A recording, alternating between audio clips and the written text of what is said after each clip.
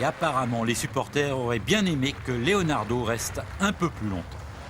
Cette fois, son départ est officiel. Ce soir, il sera à Milan pour une nouvelle aventure. Exit le Paris Saint-Germain.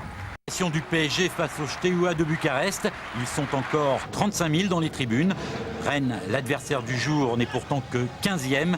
Et il a surtout l'espoir que les Parisiens n'ont pas totalement récupéré de leur fête.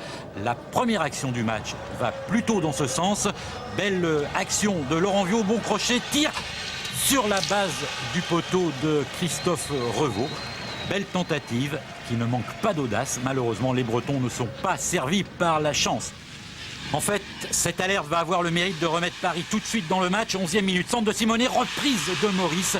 Heurtebise s'en sort miraculeusement. Ricardo en est conscient. Le gardien rennais est l'homme du début de la rencontre. Les assauts parisiens sont pratiquement continus. Nouvelle combinaison avec Maurice qui sert bien Domi, mais bonne sortie de Tony Heurtebise dans les pieds de Domi.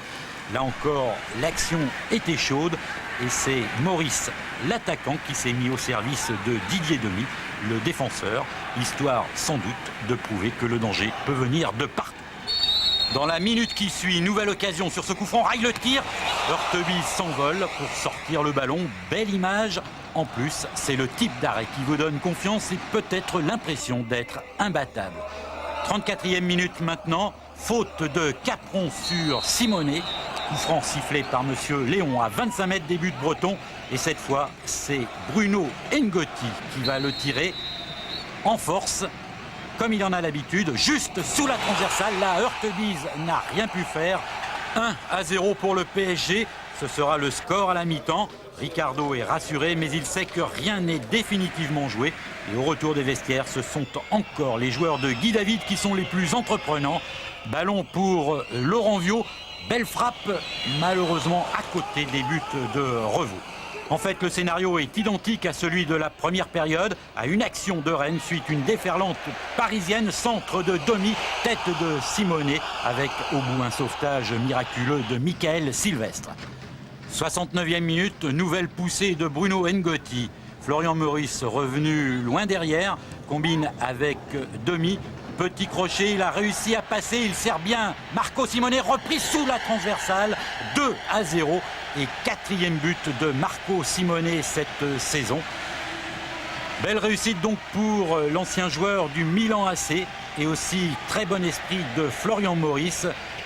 Il joue là encore le rôle du dernier passeur et il sert bien Marco Simonet qui reprend cette balle du pied gauche et qui la loge dans la lucarne des buts de Tony Heurtebise.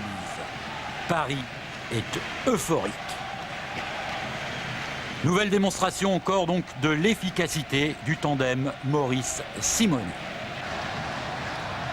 74e minute, corner de Paul Le Guen, rentrant, Heurtebise du point dégage en corner, mais cette fois il sera tiré de l'autre côté par Leroy qui a remplacé Gava quelques minutes plus tôt. Reprise de Marco Simonet, 3-0 et doublé donc de l'Italien. À ce moment précis, il devient meilleur buteur du championnat et avec 5 buts, c'est monsieur, un but par match. But acrobatique et marqué comme le précédent du pied gauche. Les Bretons ont le mérite de ne pas se décourager. Il se crée une occasion, faute de Roche sur Samuel Michel. L'arbitre, monsieur Léon, n'hésite pas, il siffle un pénalty. Petite frayeur pour Alain Roche, mais plus de peur que de mal. Roche se relèvera. Loïc Lambert tire le pénalty. Il prend Revaux à contre-pied. 3-1. Deuxième but de Lambert cette saison. Les Rennais vont rêver à l'impossible retour, comptant sur la fatigue des Parisiens. Mais le miracle n'aura pas lieu. Au contraire, les dernières actions de la rencontre seront apportées au crédit du tandem Batz-Ricardo. Superbe service de Jérôme Leroy pour Simonet, mais l'Italien rate complètement sa reprise. Pas de triplé donc pour Marco. Enfin, dernier coup franc du match à la 90e minute. Petite talonnade de rail pour Le Guen et de 4 pour Paris. Deuxième coup franc exceptionnel de la soirée. Les héros de mercredi n'étaient pas fatigués. Victoire logique du Paris Saint-Germain 4-1.